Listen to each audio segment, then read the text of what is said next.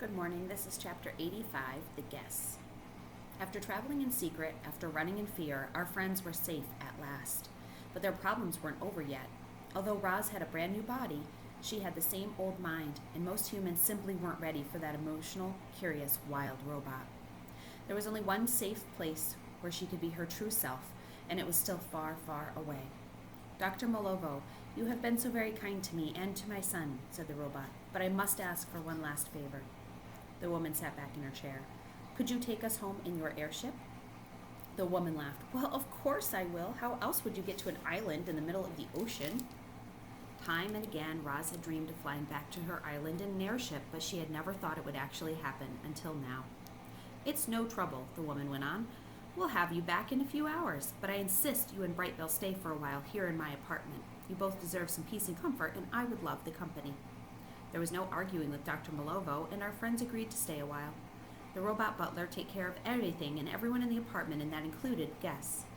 Roz felt funny accepting help from another robot, but Brightbill happily soaked up the attention. The butler fed him fantastic salads made from exotic leafy plants. The butler placed a little pool in the living room so he could swim whenever he liked. The butler built a cozy bed that was just the right size and shape for a young goose. Brightbill had never been so comfortable. Dr. Malovo divided her time between her guests and her work. She would sit around chatting with Roz and Brightbill and then suddenly head down to the factory with some urgent task. She had to design new robots. She had to supervise the makers and the Ricos. She had to manage all of the tech lab industries. Even in her old age, Dr. Malovo was still consumed by a passion for robots. If you love your job, it never feels like work, she'd say, smiling, and then she would stroll out the door.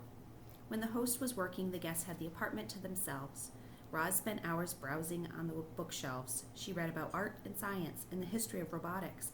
Brightbill waddled from room to room and explored every corner of the apartment. But their favorite activity was to stand by the windows, gaze across the city, and survey the incredible sights. I can see the bridge where Strutter tracked me down, said Brightbill, and that's the building where I met Graybeak, and then that's the roof where you fell. Look, far in the distance another spaceship is taking off, said Roz. It could be flying to the space station, or the moon, or beyond. I think that skyscraper is really a greenhouse, said Brightbill. I flew past it and I saw nothing but plants inside.